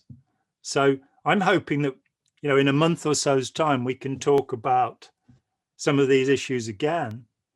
And, you know, maybe I can suggest some reading to you. Maybe you can suggest some reading to me. I don't know. It's a bit more difficult because at the moment I'm in the middle of 2 book projects. So I have very little reading time. And we can talk a bit further about these issues and, you know, see whether any change of heart has happened along the way. And when we last spoke, you said that you were still a 50% Scientologist. Have we reduced you down to a 40% Scientologist, do you think? I don't honestly, I don't know. I think it requires a lot of yeah, it's a lot of reading. There's a lot to get through. That's why I'm happy with my job, because I get to listen to things. But yeah, just so much reading. Yeah. Okay, well, it's been a pleasure talking with you, Andy, and I hope we talk again relatively soon. Yep. Yeah, I want to listen to the I want to read more of the Fletcher Prouty stuff, because I just want to make sure about that, because I do think that the difficulty, I don't want to start a whole another thing, but I think the difficulty is that when there's an agency, a government department that's set up to hide communications with agents, communicate in a way you can never record it down, it's hidden, and then intentionally come up with fake cover stories for what that person was really doing. It's like, oh, that must be so hard to try and work out the truth about what was really going on, you know? Well, as I say, the documents criticize Hubbard, which, if he wasn't there and wasn't doing those things, seems a ridiculous thing to do to an honorable agent. I mean, one of the other things is there are two notices of separation. I've strenuously advised, rather than going to Fletcher Prouty, who was himself a member of the intelligence establishment, right, for many years, and whose ideas are deeply questionable and whose morality is deeply questionable, and who was being paid $1,000 a day back in the 1980s to do this stuff. Nobody paid. How many days was he paid I for? don't know. But he said in a statement that he he's a hired gun. I wasn't paid anything to do my research. So what? So he was paid to research Hubbard's archive or something. He was employed by Scientology with a very narrow brief to show that Hubbard could have been, and he never comes to the conviction that he was. And he brings up this idea of sheep dipping the folder, and I would say, Prouty's like a third-hand source. Let me recommend things to you that are what Hubbard himself is saying about this, and please reread Let's Sell These People a Piece of Blue Sky and ask me questions from there, because that I can support. And read Russell Miller. Those two books cover, mine is the only history of Scientology, and it gives a framework in which to look at these questions. And Russell's is the only real biography of Hubbard. There's tens of really good autobiographies of ex-members. So Russell Miller's is more Hubbard's personal life, but your one is more Hubbard's life and the whole of Scientology. Yeah, I mean, Blue Sky came first, and Russell used it as the basis for his book. I was his researcher throughout the 18 months of work. Probably about half of what's in his book comes from me, but everything is very carefully referenced. So, let's reconvene somewhere along the way when you've had chance to look at this material. I'll send you a list of the things I think are relevant, and by all means, see what you can find from Fletcher Prouty. But I don't think he's a reliable source, and I was able to refute pretty much everything he said. Can I ask you one last question? And it's a little bit funny. One last one. Is there any truth to the body double theory? Because in the Independence, there's this idea that Hubbard possibly died in 73 or disappeared in 73, and he was replaced by a fake LRH or something. And I just think it's a classic fake sort of conspiracy theory where there's some evidence for, but it's not really the truth. It's just some things that indicate that might be the case, kind of like the flat Earth thing, but it's not the truth, So what do you think of it? I think there are way too many witnesses who would disagree with that. Janice Gillam Grady, for example, was with Hubbard from 1968 till 1979. And I think she would have noticed. But she's not the only one who would have noticed. There were tens of people who were with him before and after 73. So the idea that, the man who came back from Queens, New York with Jim Dean Kelsey, because that must be the period we're talking about, was a different man, is ridiculous. it's kind of like the idea that Billy Shears replaced Paul McCartney after a car accident. And the idea that Billy Shears not only looks like Paul McCartney, he sings like Paul McCartney, which is extraordinarily difficult to do because the guy has an astonishing voice. He writes music like Paul McCartney, and he's a virtuoso musician, and the only member of the Beatles who was like Paul McCartney. So, yeah, putting aside the aberration of Wings during the 1970s, McCartney's McCartney. Hubbard was Hubbard. His behavior was absolutely consistent, and the messengers would most certainly have noticed because they pretty much knew every physical and psychological detail of Hubbard. So, no, I don't think there's any truth to it. And I when I read the Mission Earth book, I thought this has totally been written in the 80s. Like it just seems like the 80s contextually and all that sort of stuff. I just don't think that it was written in 74 or something, then somehow released in the 80s. And then we've got the him singing on the album and stuff. And I mean, if somebody did replace him, they did an incredibly good job of impersonating Hubbard, like on a level that it was like he was basically Hubbard. Yeah, you know. Absolutely. And it's just people desperately trying to explain away maybe belief, you know. Yeah, maybe they're trying to explain away the aberrations because it's almost too mind-blowing to think that Hubbard would disband the mission networks and stuff like that. It's like as if he would do that, but then when you look into his whole life, you go, no, he was doing dodgy stuff back in the 50s and stuff. Like this is just a continuation. He just got worse as he got older. Yeah, I mean, I think I said that I had an independent who approached me. He was giving a talk about harassment, and he wrote to me and said, when did the harassment begin? And I said, the first record I have is 1952. A man called James Elliott, who's listed on Hubbard's Phoenix, Arizona letterhead as his business manager, James Elliott. Elliott was caught stealing the mailing lists of the Hubbard Dianetic Foundation in Wichita, which no longer belonged to Hubbard. 31 letters were sent by Hubbard to that mailing list. And this guy came back to me and he said, no, after David Mayo left, when did the harassment begin? And you're going, well... You're picking and choosing, you know. Exactly. So, you know, Occam's razor, the simplest explanation will usually be the right one. And sometimes they say stuff like the tech went bad at a certain point, but it's like there were problems here and there with the tech. You can hear back into the 60s or where Hubbard would release something and it would cause a problem or something like that. Absolutely. And if he was going, I don't know, but I mean, there is some truth. Like, it does seem like from 78 onwards, when he introduced the natural clear and past life clear, that did create problems. And Ned, I think, as well, it created problems. But that could just be a stuff up by Hubbard, you know. But because you've got they're brainwashed. The problem is they're brainwashed in that Hubbard's always right. Hubbard's always right. So when he makes a mistake by releasing Ned, when maybe the older version of Dianetics was better, someone might not be able to comprehend. So then it gets put off as being blamed on some body double or something. You know? Yeah, cognitive dissonance always functions, as Leon Festinger pointed out when he brought the idea forward in the 50s. And no idea in psychology has been tested more than cognitive dissonance, that when you believe something strongly, the more evidence is presented to you, the more strong your belief will be. So getting to that point where, you know, your confirmation or my side bias, where you can put that down, where we can put that down and say, I'm going to consider the evidence. I'm not going to just reject it and push it away and find some wacky explanation. I think I told you about the woman who, you know, when I said, look, there are these conflicts in his stories. He's beating people up in Hollywood at the same time as he's crippled and blinded in Oak Knoll.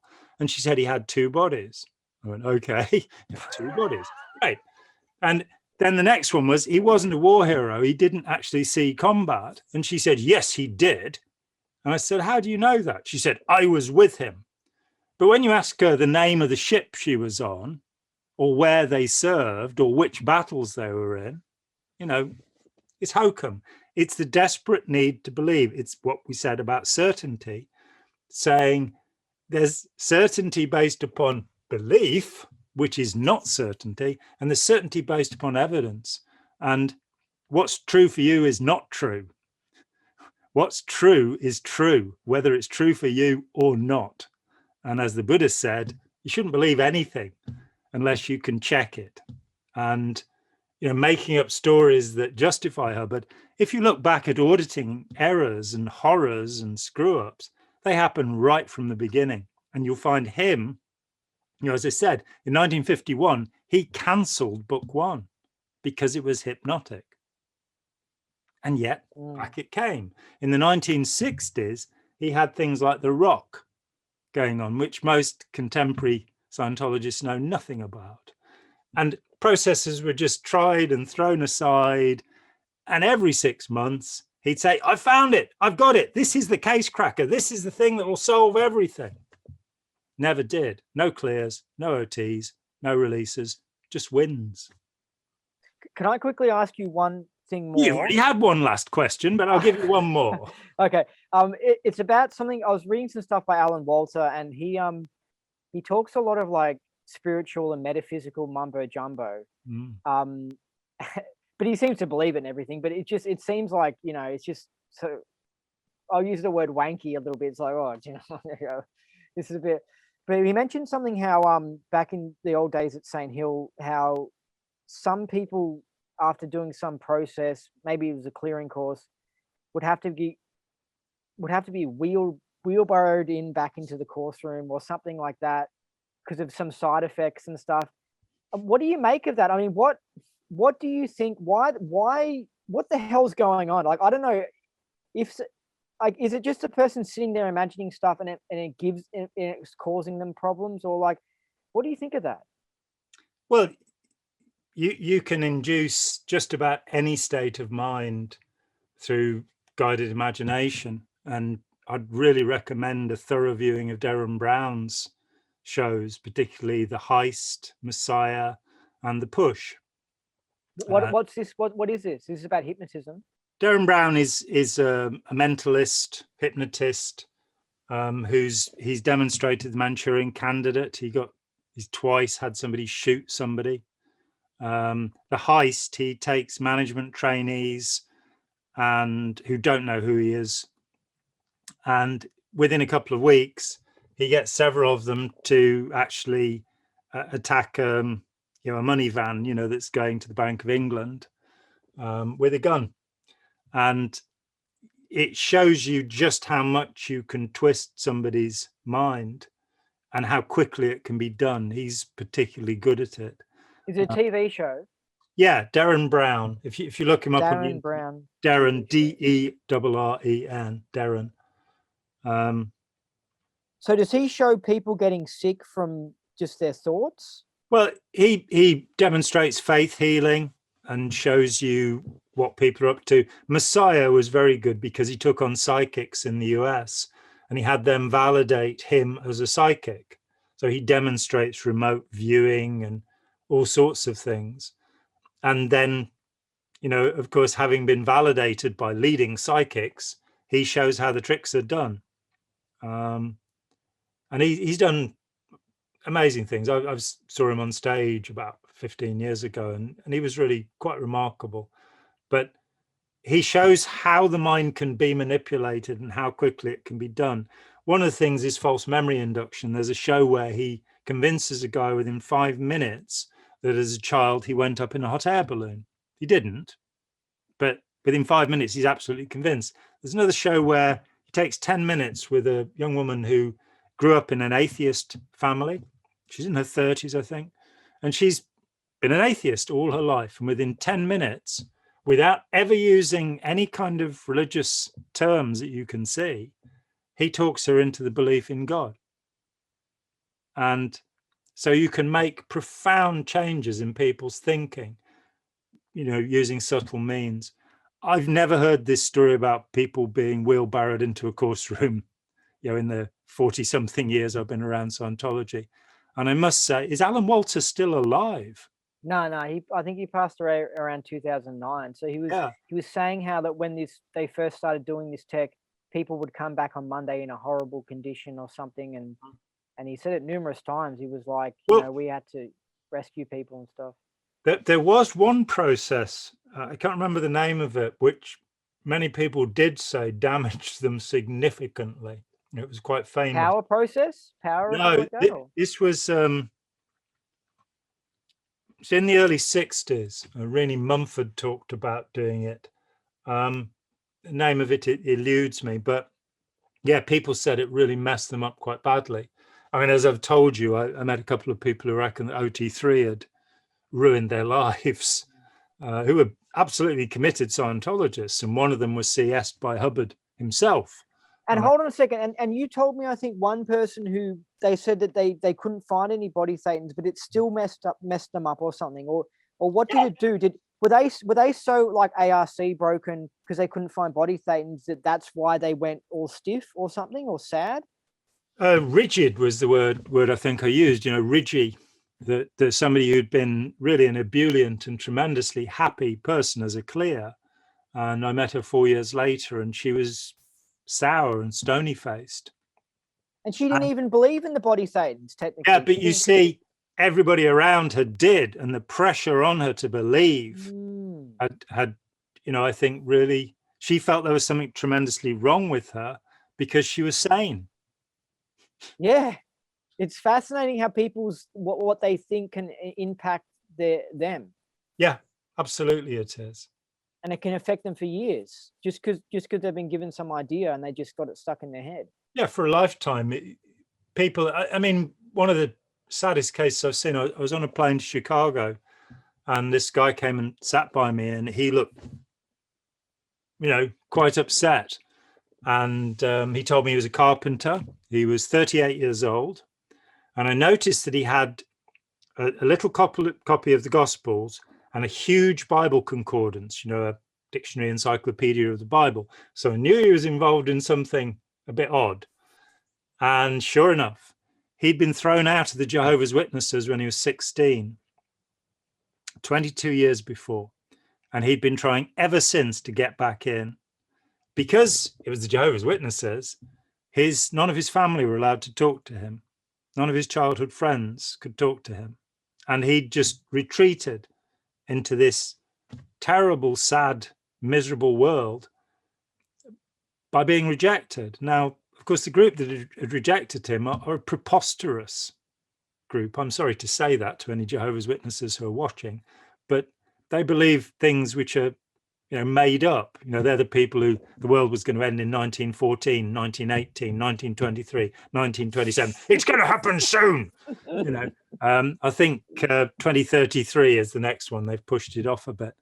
But I'm very happy to say that after an hour of talking with this guy, he smiled.